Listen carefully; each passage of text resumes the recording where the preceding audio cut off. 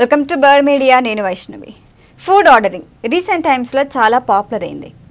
మన ఉద్యోగ ఒత్తిడి అవ్వచ్చు, లేకపోతే సమయం దొరకపోవటం వల్ల చాలామంది బయట నుంచి ఫుడ్ ఆర్డర్ చేసుకోవటం చాలా సాధారణమైపోయింది. దీంట్లోనే ఆన్లైన్ ఫుడ్ డెలివరీలు కానీ, హోటల్ ఫుడ్ ఆర్డర్లు కానీ సేవలు కూడా వేగంగా పెరిగాయి. కానీ ఈ తక్షణ అవసరంలో మనం ఎక్కువగా ఆహారంకి రుచికి మాత్రమే ప్రాధాన్యం ఇస్తున్నాం.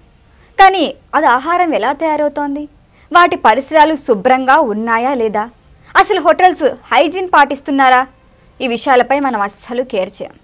అసలు మనం ఆర్డర్ చేస్తున్న ఫుడ్ ఆహారం నాణ్యత కలిగి ఉందా లేదా, శుభ్రతకి హోటల్స్ ఎంతవరకు ప్రాధాన్యం ఇస్తున్నాయి, కేవలం రుచిని మాత్రమే మనం చూస్తాం. కానీ ఆ రుచి కోసం ఆలోచించి ఆరోగ్యాన్నే ప్రమాదంలో పెడుతున్నాం. విషయాన్ని మనం ఆలోచించాల్సిన అవసరం ఎంతైనా ఉంది. అయితే ఇదంతా ఎందుకు చెప్పాల్సి వస్తుందంటే, తాజాగా జీహెచ్ఎంసీ చేసిన తనిఖీల్లో బయటపడిన విషయాలు చాలా షాకింగ్గా అనిపిస్తున్నాయి. పిస్తా హౌస్ ఈ పేరు అందరికీ తెలుసు. ఇది చాలా ఫేమస్ రెస్టారెంట్. ఒకటేంటి, ఎప్పటి నుంచో ఎన్నో సర్వీసెస్ ఇస్తోంది. కానీ పిస్తా హౌస్లో 25 రెస్టారెంట్లను జీహెచ్ఎంసీ తనిఖీ చేసింది. కారణం ఏంటంటే, కస్టమర్ల నుంచి వచ్చే ఫిర్యాదులు ఎక్కువ అవటంతోనే.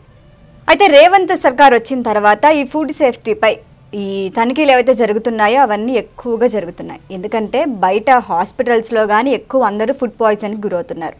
మరి రేవంత్ రెడ్డి వచ్చిన తర్వాతే వాటిపైన నిఘా పెట్టి అసలు ఫుడ్ మెజర్స్ ఫాలో అవుతున్నారా లేదా, ఫుడ్ సేఫ్టీ ఎంతవరకు తీసుకుంటున్నారు, వీటన్నిటిపైన కూడా అన్ని రకాల చర్యలు తీసుకుంటున్నారు. దాంతోపాటు ఇప్పుడు పిస్తా హౌస్ పైన కూడా కస్టమర్ల నుంచి ఫిర్యాదులు రావడంతోనే ఇక్కడ ఫుడ్ మీద కూడా రైడ్ చేయడం జరిగింది. అయితే తనిఖీలు చేస్తుండగా 23 ఆహార నమూనాలు కూడా తీసుకున్నారు ఫుడ్ సేఫ్టీ అధికారులు. అయితే ఇక్కడ వచ్చిన ఇబ్బంది ఏంటంటే, కొన్ని రెస్టారెంట్లలో ఈ పిస్తా హౌస్కి సంబంధించివి వంటగదులు అసహ్యంగా ఉన్నాయట. అయితే కొన్ని రెస్టారెంట్ల వంటగదులు శుభ్రంగానే లేవు. చెత్త బుట్టల మీద ఏవైతే మూతలు ఉండాలో అవి కూడా లేవు. వాడే నీళ్లు కూడా కలుషితంగా ఉన్నాయి. అయితే ఫ్రిడ్జ్లు ముఖ్యంగా చెప్పుకోవాల్సిన విషయం, ఫ్రిడ్జ్లు కూడా అపరిశుభ్రంగా ఉన్నాయి.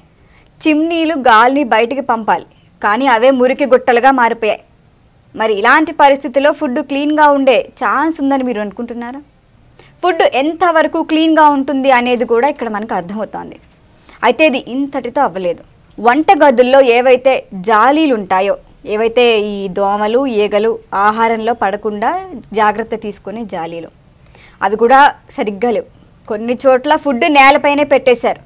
అసలు ఎక్కడి నుంచి వస్తున్నా ఫుడ్ అనే రికార్డులే లేవు. ఫుడ్ ఎక్కడి నుంచి వస్తుంది, ఎక్కడి నుంచి తీసుకొస్తున్నారు, దీన్ని ఎవరెవరు వండుతున్నారు, అసలు ఈ ఫుడ్ ఫ్రెషా కాదా, ఆరోగ్య పరీక్షలు జరిగాయా లేదా అనే బేసిక్ విషయాలు కూడా ఈ డాక్యుమెంట్లో లేవు. ఇప్పుడు ఇక్కడ వచ్చే ప్రశ్న ఏంటంటే, మనం బయట తింటున్నప్పుడు మన ఆరోగ్య భద్రత ఏ రేంజ్లో ఉంది అన్న దాని మీద ఇప్పుడు డౌట్లు వస్తున్నాయి. అయితే రెస్టారెంట్లు కూడా తగినంత జాగ్రత్తలు తీసుకుంటున్నాయా లేదా అనేది పెద్ద డౌటు. బిర్యానీని మనం చాలా టేస్టీగా ఉందనుకొని తెగ తింటాం.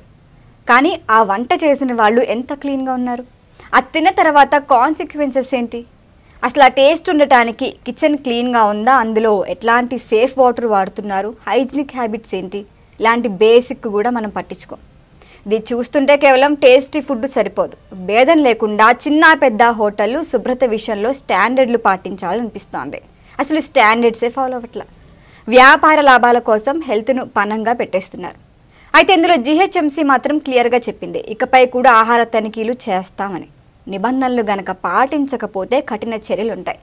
ఇది ఎంతవరకు ఎన్ని హెచ్చరికలు ఇస్తున్నా మాత్రం రెస్టారెంట్లు మాత్రం తమ తప్పుల్ని వాళ్ళు తెలుసుకోవట్లేదు, రియలైజ్ అవ్వట్లేదు. అయితే రెస్టారెంట్ల ముందు వాళ్ళు రియలైజ్ అవ్వాలి, వెంటనే వాటిని సరి చేసుకోవాలి.